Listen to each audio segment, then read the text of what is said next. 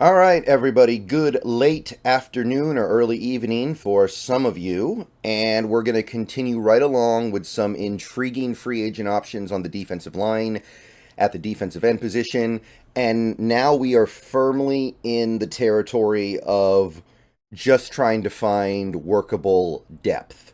These guys that we're going to talk about in this video are guys who belong on an NFL roster, but probably shouldn't be starting, probably shouldn't be playing more than 20, 25 snaps a game.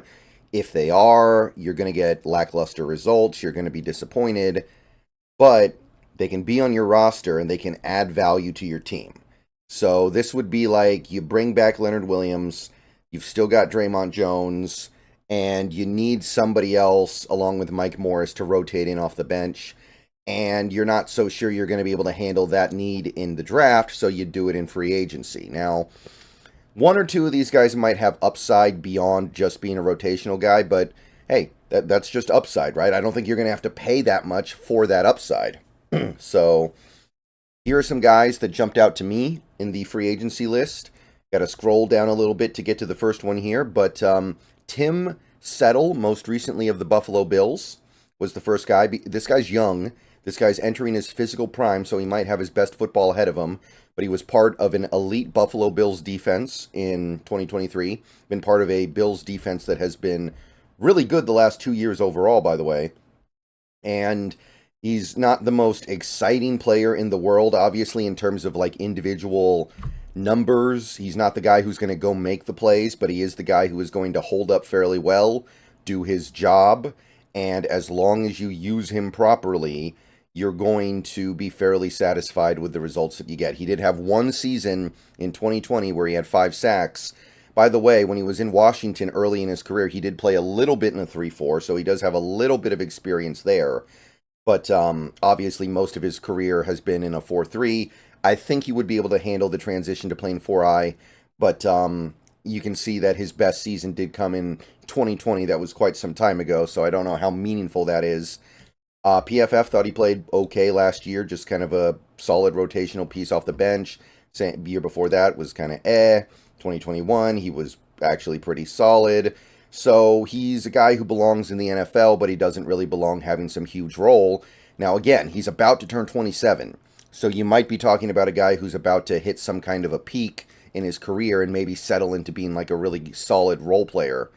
The contract that Spotrac gives him is 2 years, 7.6, so 3.7 million a year.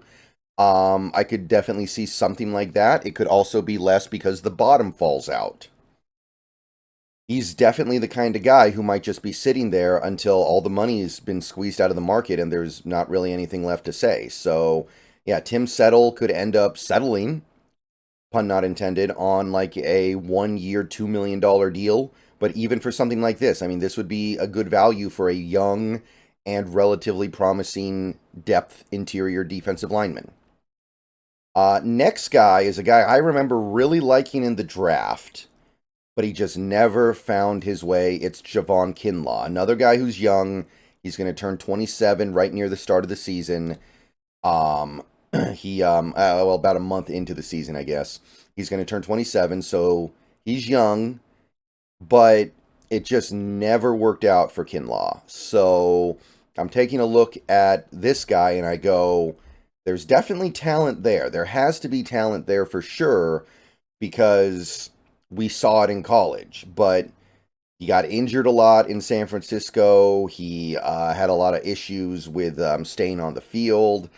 And just overall, it seems like the snaps just haven't really been all that good even when he's been on the field. But he's obviously been playing in San Francisco where they play that, 4-3, cover 3, kind of like what Carroll used to run. Maybe transitioning to a 3-4 and being asked to do 4-eye stuff would help him. I mean, at this point, it's probably the last-ditch effort to save his career, right? Just try him at a slightly different position. Don't play him in a 4-3. Don't let him do 3-tech stuff. Don't have him do 1-tech stuff. Try the 4-eye, see if he can do it. He is coming off a, relatively speaking, career year, 3.5 sacks, which, I mean, that's a lot for him. He only has 5 in his whole career. PFF still didn't like him very much at all. They thought he was a disaster in run defense, and That probably just kind of is the case for a guy like him, especially in a contract year where you know he's chasing sacks so he can get paid. But PFF has never liked Javon Kinlaw at all, so there's probably just a big hole in his game in terms of like playing the run that it maybe will never go away, but that doesn't mean he can't be a key piece in a rotation, come in on passing downs when the starters are tired or maybe they're injured or banged up or whatever. Spotrac does have a contract estimate for him. I think this is too high.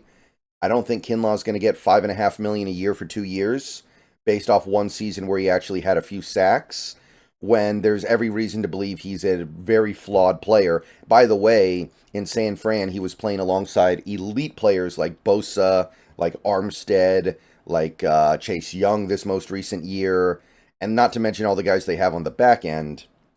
But Kinlaw is a guy who I see more like $3 million a year at most. Maybe something like 2 years, $6 million, but more realistically, 1 year, $3 million, just trying to prove it. Kind of like Solomon Thomas.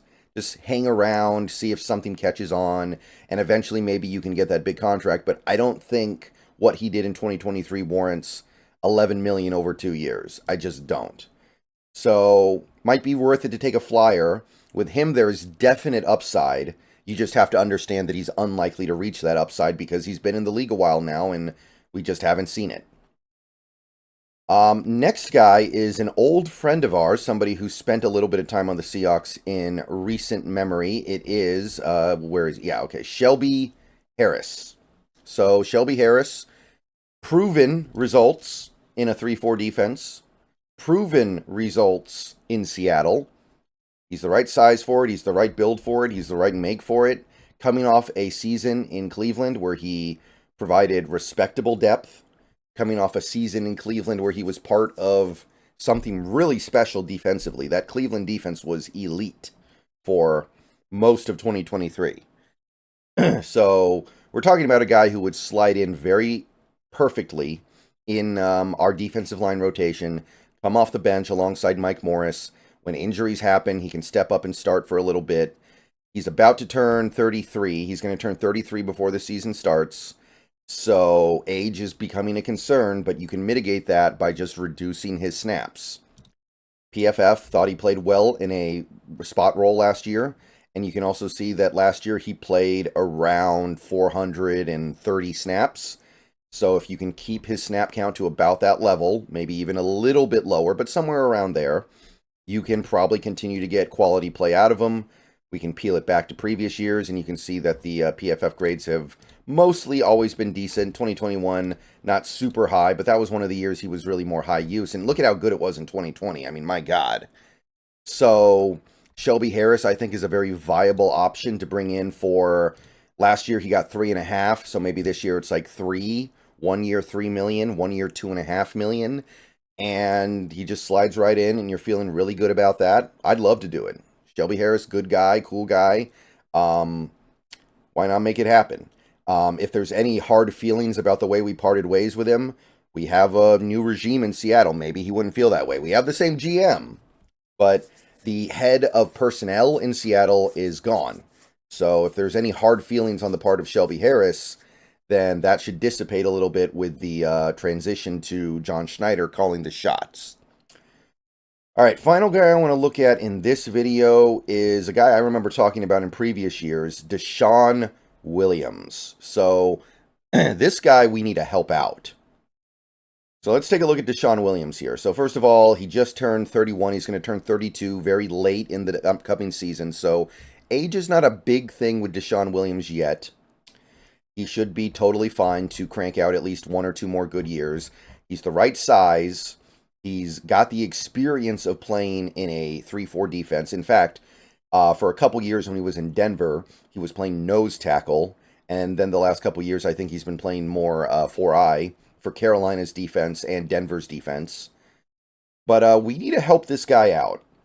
Because last year, he spent 1 year in Carolina on a very cheap deal, which, by the way, makes me think we could get him for very cheap again. Like 1 year, $2 million at most. But he plays for the Panthers, the worst offense in the NFL, I believe. Year before that, he plays in Denver. And remember, that was the Nathaniel Hackett, Russell Wilson Broncos' worst offense in the league. 2 years before that, he's in Denver for 2 other really bad offenses. This guy needs a real offense. This guy needs an offense that can support him a little bit. Sorry about that. I had to answer a phone call. But yeah, I think that if you give this guy a team with an even okay offense, and obviously Seattle is aiming for much higher than an okay offense with some of the players they have and some of the coaches that they've hired, it would benefit him a lot. And even with those restrictions of being on teams that do not support him at all, he's been okay.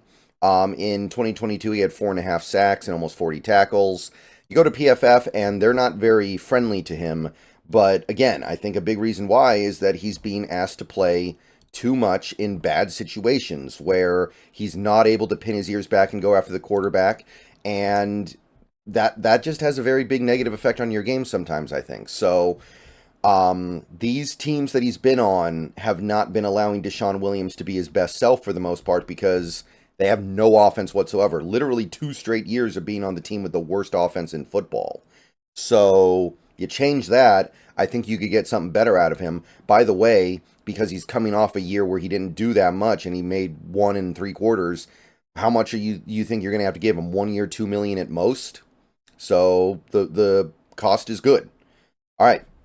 That's it for this video. I'll see you guys later. Go Hawks. Going to do one more video with some more depth defensive linemen that I think are worth discussing. But let me know what you guys think about this crop. These are some guys you signed for depth and depth only, but going to be cheap, and most of them are going to be cost effective. See you guys later.